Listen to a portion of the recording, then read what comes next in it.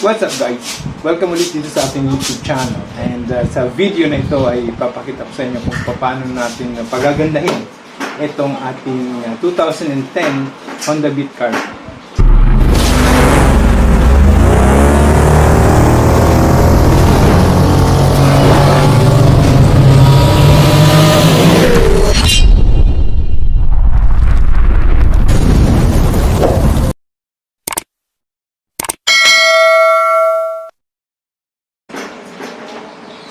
Ang original na kulay nito ay white red sa kanyang papel.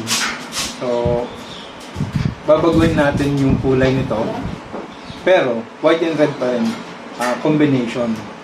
It's just that meron lang tayong gagawing twist para mas maging maganda pa siya. Right? So, basically, ang gagawin natin dito is kakalasin natin.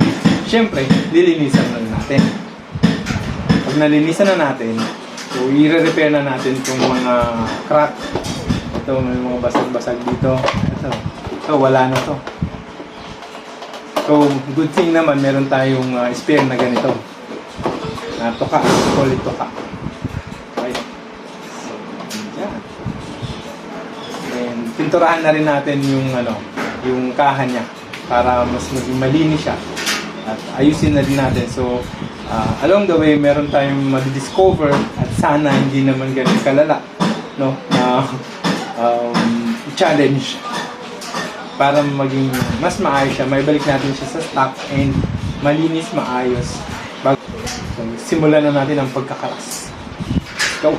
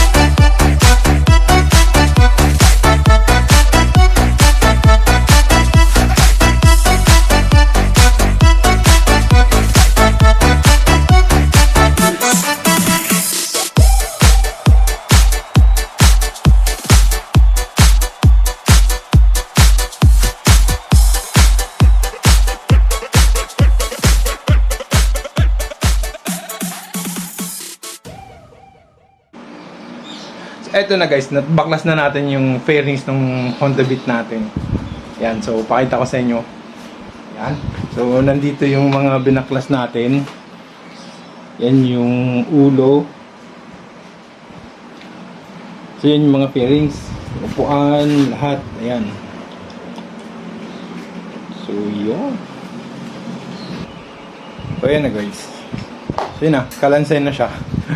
Ayan. Alright.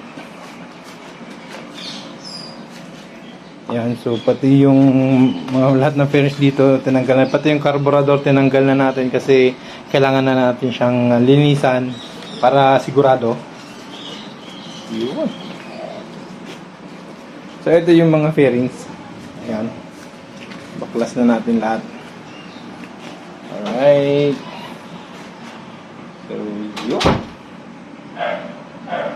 Ayun. So hanggang dito na lang muna ang video nito at medyo mahaba na. Abangan nyo ang next video, yung pag-preparation natin, yung paglilinis natin ng ating motor, yung frame nito lilinisan natin, pati yung mga fairings, kuskusin natin, sabunin natin yan. Alright, so maraming salamat! Bye-bye!